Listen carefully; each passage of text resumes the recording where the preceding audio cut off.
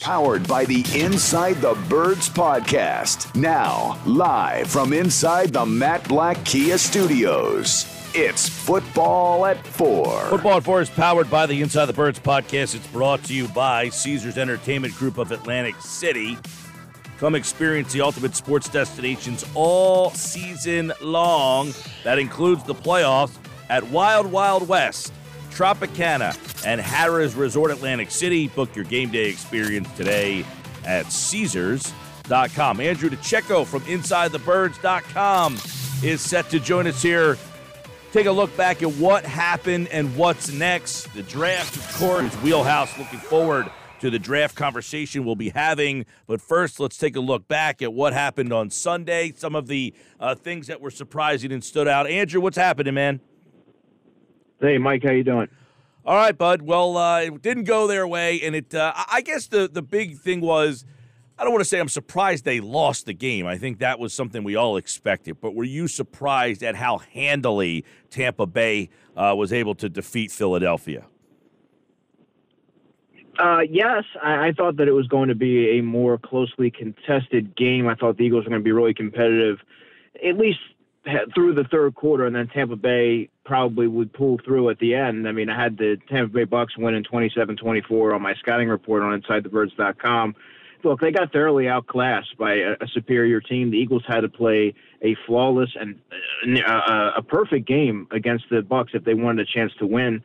They couldn't afford a slow start, which I wrote about in my observations piece, and they're able to get away with that against the Giants and Washington and some of those teams and the Jets. But you can't. That's not going to work against some of the upper echelon teams in the NFL. You have to be perfect, and the Eagles certainly weren't, and it cost them. They weren't built to play from behind and have to take to the aerial attack and lean on that aspect of their game offensively, and that's what they had to do, and they sort of got exploited in that regard. Yeah, I know one of the things we were kind of talking about on Thursday when you were on was Dallas Goedert and, getting him a lot of targets. They were able to do so, and he had a pretty good game, but why did it really not impact the game all that much? What was Tampa able to do to kind of get him out while the game was early? Well, they keyed on him early, and they keyed on Devontae Smith. The Eagles' passing game is very easy to defend when you know that it's only going to two guys, and those are the two X factors that you have to account for. And I think most teams are willing to take their chances with the Jalen Reagors, Quez Watkins, Greg Wards of the world to, we'll see if they can beat us and take away Goddard and Smith, and that's been the blueprint. I mean, you saw the Giants have success doing that, and that really was the blueprint in how to slow the Eagles' passing attack, get Jalen Hurts out of the pocket. They had him going to throwing off balance and really just skittish in the pocket, which is really a steady regression, a significant regression from what we've seen development-wise over the latter part of the season. He really reverted back to that erratic passer, rushing his reads, dropping his eyes, poor ball placement. I mean, he looked very much just in disarray and like a quarterback making his first postseason start. And the Buccaneers took advantage of that. And, you say what you will, but the Eagles got their experience, but, at what cost, right? I mean, I think that they really they just got outclassed from pillar to post. Well, that's a good point you bring up, and we were talking about this earlier in the hour before you jumped on here, Andrew, in that, making the playoffs, it opens up a lot of eyes. Is it a good thing, in your opinion? Like, I think it's a good thing that you got – not a good thing that you got whipped, but it shows you how far you are, and it almost helps you plan for your offseason better because you could really now get a good indication, all right, we are this far away from these type of teams, as opposed to not making the playoffs and thinking that you're closer than you are, if you just miss. You know what I mean? Yeah, and I also think losing in the manner in which they did, where it wasn't particularly close, as a franchise, okay, we need to make wholesale changes here, and what we have, the product that we currently have, isn't good enough to contend with some of the superior teams in the NFL. So now they're able to take a step back and assess what they have, where they want to go, what needs to be bolstered, who's in, who's out, and really start to make some big changes instead of tinkering with the roster, making minor changes should that have been a closer affair. I think that now that they see how wide the gap truly was from Tampa Bay and some of those teams and where the Eagles currently are. One of the things you wrote about at InsideTheBirds.com getting ready for this game was Kenny Gainwell against the Bucs 7, and you thought, hey, get a guy who can catch the ball out of the backfield. The Bucs really didn't go front 7. They went front 8 and 9, and they basically said, you're not going to run, but were you surprised they didn't utilize the backs out of the backfield? And I felt like that's something they didn't do enough of all season long. Yeah, that was really shocking considering the amount of pressure that a Todd Bowles defense puts on quarterbacks. And Jalen Hurts making his first postseason start, you would think that he's going to be under duress and there's going to be a lot going on and his processing might not be what it needs to be in that first start. There's always that chance that he could revert back to some of the erratic passing tendencies that he showed in the early part of the season. So that said, you have to find a way to sort of plan against that or plan for that and have outlet receivers coming open and the running backs and Kenny Gainwell. Boston Scott's was really underutilized in that area as well. To get those guys and able to catch the ball in short area and take advantage of their explosiveness and ability to sort of pick up yards and move the chains. And I don't think that they did a good job, particularly in the early goings of that game. I thought that it just lacked rhythm and sustainability, and that really set the tone for the game. It never for 1 second felt like the Eagles were in this game. Andrew DiCecco, InsideTheBirds.com. This is Football at 4. Rob Gronkowski, 5 catches, 31 yards. He only had 6 targets. If I were to tell you at the beginning, you would say, hey, they did a good job on Gronk, but they didn't do a good job against the rest of the offense. So how were they able to kind of take Gronk out, but then where were the other breakdowns? I thought they really keyed and they bracketed Gronk, which was the key player to take away. I mean, tight ends have killed the Eagles by and large all season long. But, the thing with Tampa Bay and the thing with Tom Brady is he makes the most out of his roster and what he has as far as weaponry. And it doesn't matter who's out there. He finds a way to put them in position to be successful. So he can dissect any defense with the Scotty Miller, with the Tyler Johnson, with of course, with the Mike Evans. But, I mean, you have all these ancillary players that he's able to win with as well. And you saw that it was really a group effort, and he was just really picked apart the short to intermediate area of the field once again with little resistance. And, you take away Gronk, and he'll find a way to beat you. It was more of a death by 1,000 cuts approach this time. Yeah, it was, and that's John Gannon. I want to get your opinion on the job Gannon did because – Andrew, if I said on Thursday when we had a conversation, hey, Andrew, they're going to get 4 sacks, hold Tampa to 7 punts, would you have felt good about the outcome? Yeah, I mean, I would have, because getting pressure on Tom Brady is key. However, the pressure didn't come until later, Mike. So Brady, by that point, the Eagles were already in a hole, and they're not a type of team that really is going to thrive playing from behind, especially against a team like Tampa Bay that can score in bunches, and they're just a better team. They're stronger, they're faster, they're more fundamentally sound and disciplined in every aspect in all 3 phases of the game. So what happened was the defense got off to a slow start, much like the offense, and the special teams also did not do the team any favors. And by the time they found their footing, the game was, for all intents and purposes, it was out of reach already. And it's nice to see Ryan Kerrigan come alive and for the first time all season. I don't think anybody could have predicted that, but it was almost like too little, too late. It was good to see the pass rush get home, but it was, it didn't really seem to matter at that point.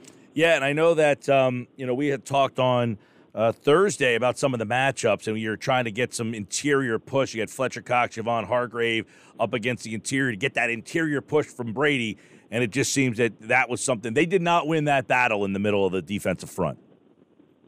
No, they didn't. I thought Alex Capa, the right guard, Ryan Jensen, Ali Marpet, I thought that they going into the game, that's one of the strongest interiors in football, and they really lived up to the billing. And going against Javon Hargrave and Fletcher Cox and being able to sort of stonewall them for much of the game, I think that's really impressive and really proves how stout they truly are. And for them to be able to not generate any sort of push up the middle was, that really, I think that really was a one of the early deciding factors of that game, because Brady was able to just stand in there, wasn't really moved off his mark, and able to scan the field and pick apart that Jonathan Gannon secondary. And, that was really what many anticipated was going to happen, and sure enough, that's how it played out.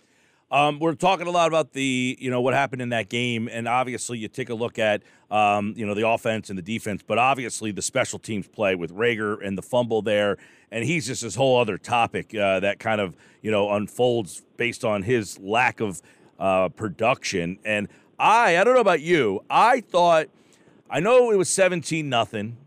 They had a chance to score. He throws an interception. They get a stop. They hold him.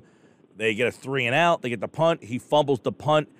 When they got the fumbled punt and then went down and scored to make it 24-0, that to me, the fumbled muffed punt was the most deflating part of that whole game, because you're still only down 17-0 with the ball at midfield. If you can somehow get points, you're back in that game. That fumbled punt to me was the difference in that game. Yeah, it was that one, and you can also argue the interception, obviously before the half, that ill-fated pass that Mike Edwards made a tremendous read and an interception on. But yeah, that fumbled punt was pretty much a microcosm of Jalen Rager's season. Yep. He's cost this team football games, and he cannot. I think the fact that he continuously got chances really showed and revealed the lack of resource that the Eagles had at the position, that they had to keep trotting him out there. Obviously, his first-round pedigree played a large part in that.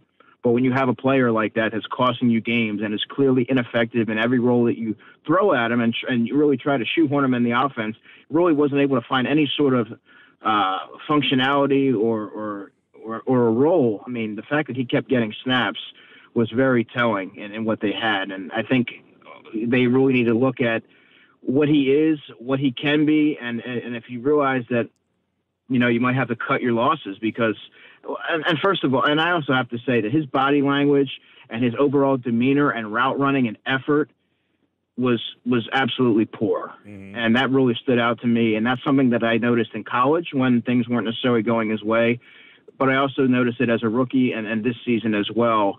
And, it's just a bad look, the bad demeanor and the bad body language. It doesn't really, it goes against everything that they have culture wise, and it goes against everything that the offense was really looking to build and the team's looking to build. So, I mean, it just, he doesn't really bring an awful lot to the table at this moment. No, and if you watch a lot of the All-22, I mean, he can't get off the line. I mean, Tampa Bay showed you exactly what they thought of him. They manned him up on the outside, and it reminded me of the Ricky Manning Jr. game. I mean, they threw him around like a rag doll. He just could not get off the line of scrimmage. And, you wonder how much that hurts the development of Hurts when one of his targets is out of the play from Jump Street.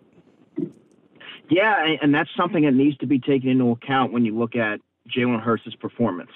A lot of it was mechanical and issues that Jalen's going to have to work on in the offseason. And some of it was due to a guy out there he really handicaps the offense significantly. He's Jalen Hurts or Jalen Rager out there, and Quez Watkins. There was a point in the game where it became obvious that he slowed up on a route. Like, guys can't be doing that. Like, the quarterback needs to know exactly where the receiver is going to be on that given play, so that he has the confidence to see it and throw it. And it seems like the only receiver that he has that 100% surefire confidence in is Devontae Smith. Mm-hmm. And I think that needs to be addressed in the offseason. I think they really need to pair a veteran receiver, such as maybe an Allen Robinson, opposite Devontae Smith to really help balance out the passing attack and give another option for the offense. What did you think, Andrew, of the way that Smith was involved, or the lack of involvement of Devontae Smith? What does that say about the offense and how they didn't get him involved? There was, the broadcast, Aikman was just besides himself that they didn't get him involved in the offense. What did you see?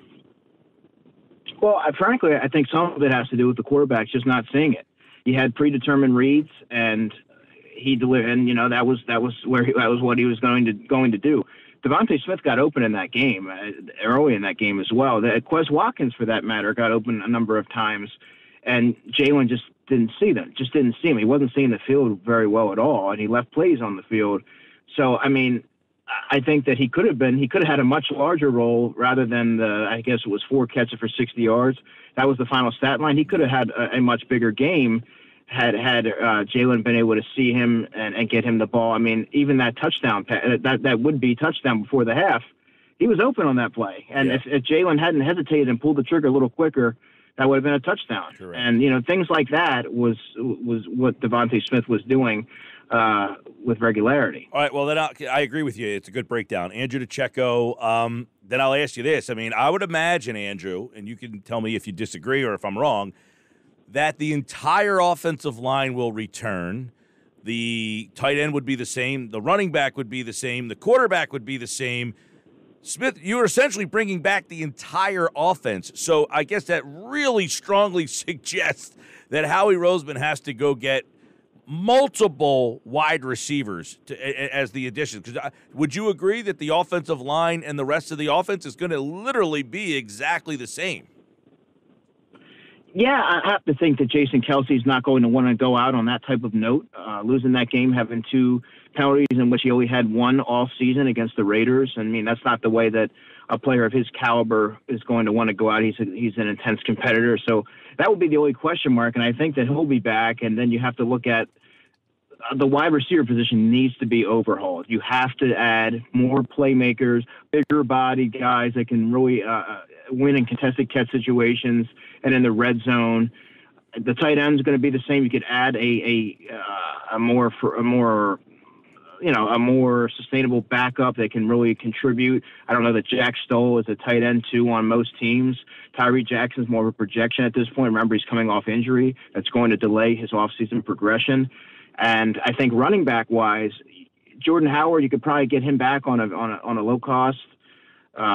You could, or he might, he's a guy that's practice squad. I mean, he's not really going to probably go anywhere, but I think you need to upgrade the second running back spot as well if you're really nitpicking and splitting hairs. But the wide receiver position is glaringly needs to be retooled. Defensively, a lot of changes I would anticipate. Let's start. Both safeties are free agents. You bringing either back? No. I think you just need to start over on that position and get younger.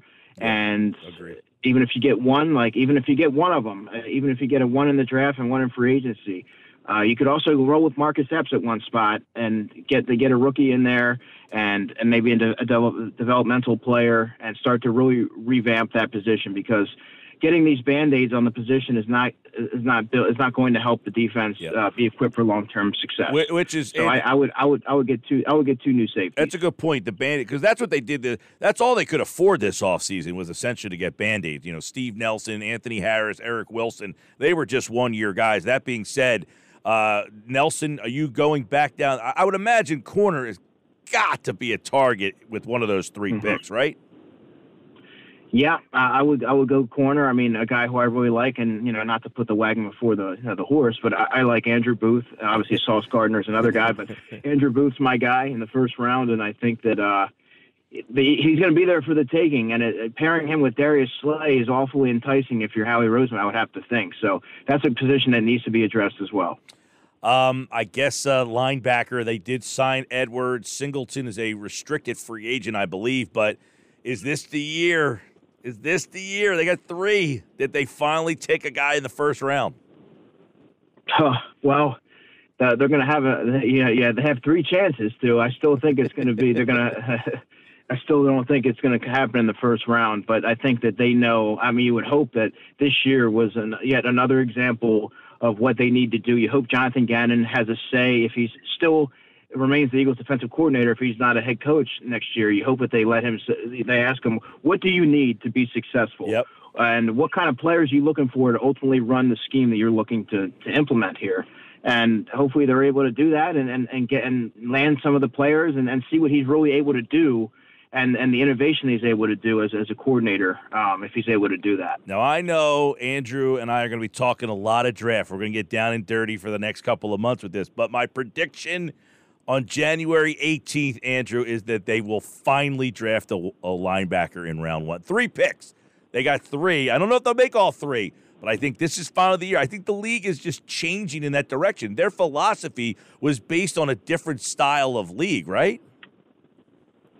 You would think so. You would think that you see all these teams and they have these dynamic second-level players and guys that can do so many different things. And you see a tight end like Gronkowski, and you look at your personnel, and you're like, we don't have anyone equipped to stop this guy. Well, adding a player that's sort of like that hybrid and very fluid and good in coverage and, being able to, and rangy, that's what you need to sort of defend against these type of players. So you think that maybe this is the year. I don't know. I mean, two players that I have circled right now as primary options would have to be George Karlaftis from Purdue, the edge rusher, and Andrew Booth, the corner from Clemson. Yeah.